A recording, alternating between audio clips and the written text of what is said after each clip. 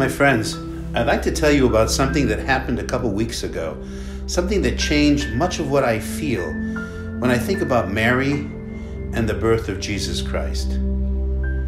I was in the Friar on a particularly cold and windy night when the doorbell rang. When I went to answer the door, I found a well-dressed man all bundled up in a coat and scarf against the frigid night.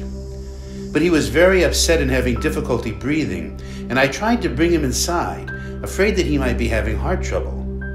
But he brushed aside my concern and breathlessly said that I needed to come with him right away, like he was out of breath because he had run 4 blocks to the friary to get help.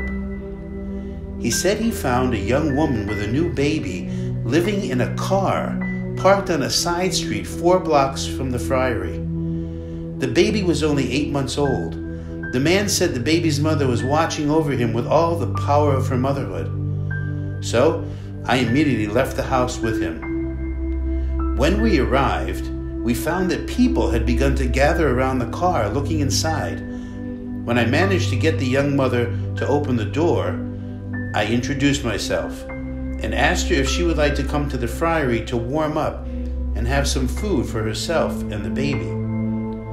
At first, she was reluctant to leave the car filled with their possessions, but realizing the needs of the baby must come first, she finally agreed and followed me back to the friary with the baby cradled in her arms.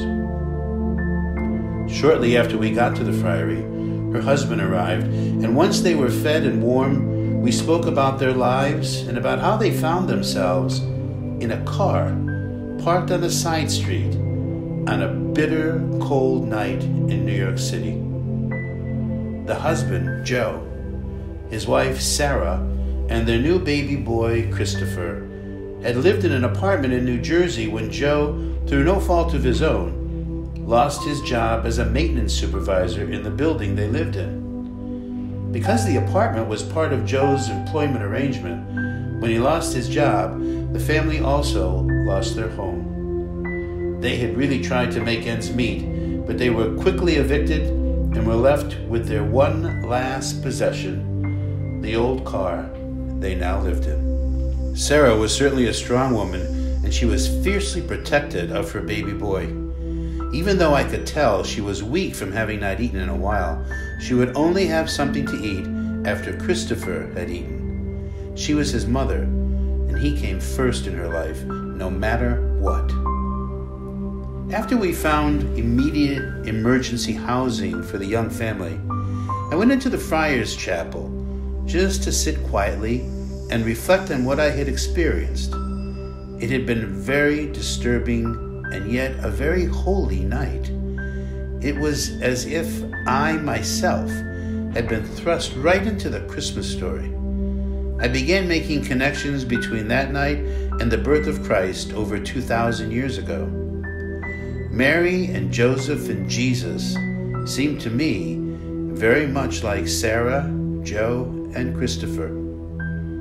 A young couple with a newborn baby and so few possessions that all they had could fit in a car. People gathering around the car like shepherds gathering around the stable. The dome light of the car like the Star of Bethlehem, providing light and visibility. And the young couple driven out of their home into a new place, like Mary and Joseph leaving Nazareth and going to Bethlehem. But the heart of this young mother, Sarah, struck me more than anything else. Her strength and love for her baby reminded me of Mary and how she protected Jesus and loved him so fully with all her energy. Just like Mary, Sarah felt the pain of poverty harming her son, and she too protected him as best she could. Christmas is the joy of new birth. It's also the pain of suffering and the agony of death, all wrapped into one great feast. There is always the shadow of the cross over the manger of Christ's birth. After reflecting in the chapel and considering this whole holy night, I can tell you there are many nativities. There are many Joes, Sarahs, and baby Christophers who are really struggling in our society today. Many young couples with children being driven into the dark night because of lost jobs and overpriced housing. Young mothers struggling to hold families together and trying desperately to care for their children through poverty, homelessness, and violence. The Franciscan Friars know these people.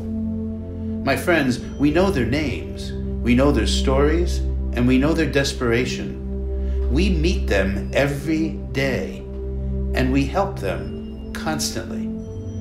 However, we cannot continue our work without your help. We urgently need your prayers, your care, and your financial support for us to continue to help those who come to us be safe, warm, sheltered, and fed this winter. As you celebrate this Christmas with wonderful food and family and friends, please remember all the Sarahs, Joes, and Christophers in our world who have no one to help them. Help us help them move from a cold car to a warm place where the star isn't a dome light, but the light that comes from loving one another. From all of us to you, Merry Christmas.